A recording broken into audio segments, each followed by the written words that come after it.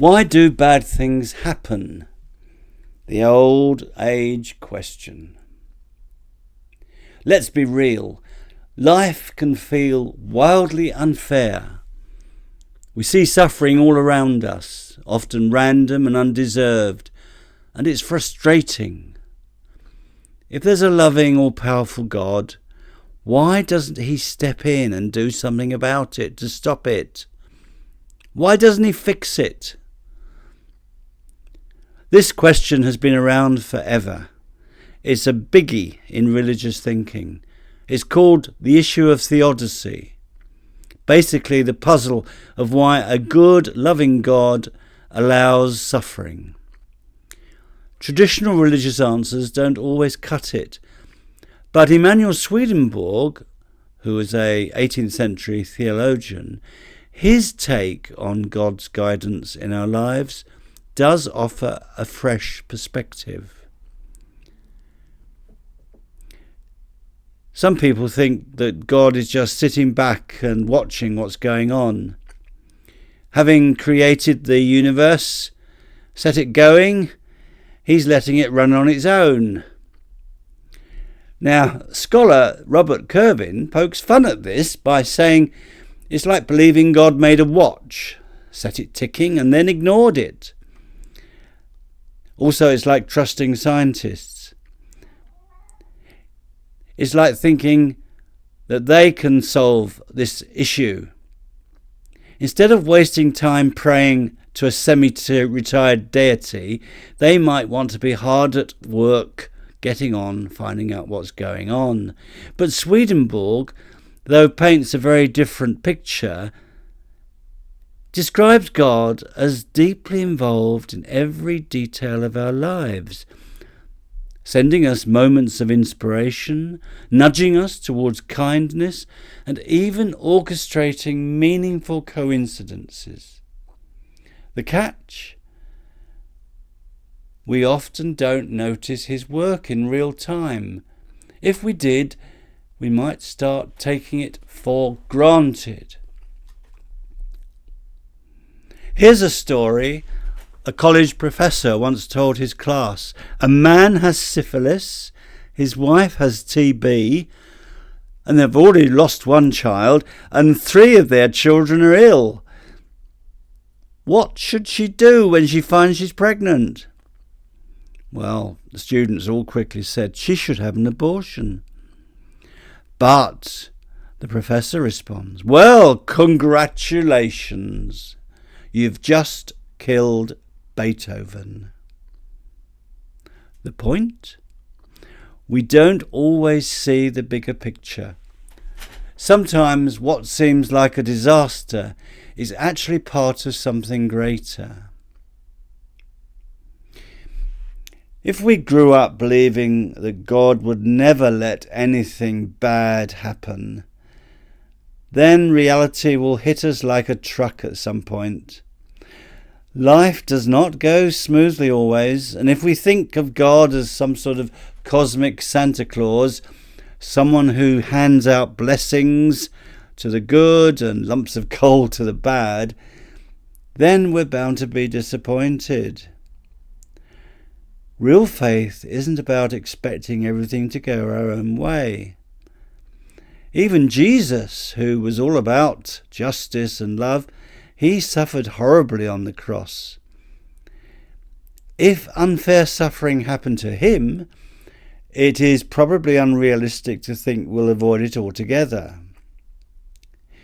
Swedenborg's view is that God does not control our lives like a puppet master. Instead, God provides everything we need for our everlasting development, our spiritual growth, but we have to choose to accept it. He does not force us to be good, nor does he magically take away our selfishness.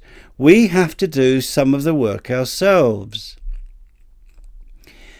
Before taking communion, Christians are traditionally told to examine their lives, to admit their faults, and change for the better. And Swedenborg expands on this idea. True faith isn't just about believing in God. For him, it's about actively working on becoming a better person. But what about people who suffer yet they've done nothing really bad? Job, the Old Testament guy who lost everything, he wrestled with his life just as good people wrestle with theirs. He saw, however, that bad people often get away with their crimes, and good people suffer terribly.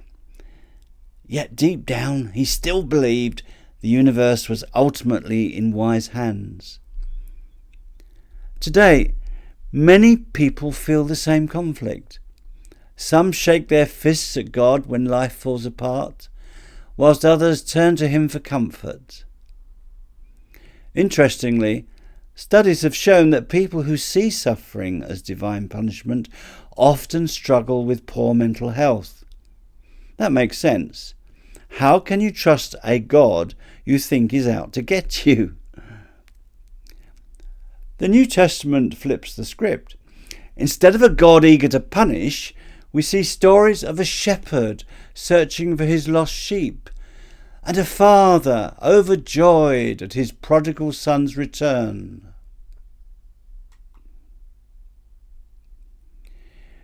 But you may ask, is suffering part of God's plan for us? Doesn't everything happen for a reason? Or it's God's will when things go bad? But let's be honest, that doesn't always sit right. If someone's wife gets sick and their child dies, are we really saying God wanted that to happen? No, that's a pretty messed up way of thinking about things. And Swedenborg rejects the idea that suffering is something God desires. Instead, Swedenborg sees it as a consequence of human selfishness and a world that's gone off track, not as some divine punishment. But then you ask, what about natural disasters? That's not our fault, is it? Yes, when a hurricane or earthquake hits, insurance companies still call it an act of God. But is it really? Is God doing bad things to the world? Why should he deliberately send a disaster? Now, Swedenborg's take on this is fascinating. He suggests that nature reflects the state of the human spirit. So where there's corruption and greed and selfishness amongst people, then in the world we find chaos, just as a storm follows unstable weather conditions. The ancient alchemists put it this way. In referring to the state of our higher life, or poor state of that higher life, they say, as above, so below. And Swedenborg's idea of correspondence is that the inner nature of human being corresponds to the outer world they live in. Now, another question people ask is about karma. There are folk who believe in reincarnation and think that if someone is suffering now, it's because of something they did in a past life. Bad karma coming back around, they say. But that line of thinking can be seriously harmful. Imagine telling a disabled child that their suffering is their own fault from a past existence. That's not just insensitive, that's downright cruel. And that way of thinking, however, did exist in Bible times, and people assumed then that misfortune was divine punishment. But Swedenborg offers a different perspective. He argues that suffering is not about some cosmic revenge. It is instead partly about the choices we make and how we grow through them. Now, the suffering of Jesus Christ is one of the most profound examples of love standing strong in the face of hate. Even as he was nailed to the cross, he said, "Father, forgive them, for they know not what they do."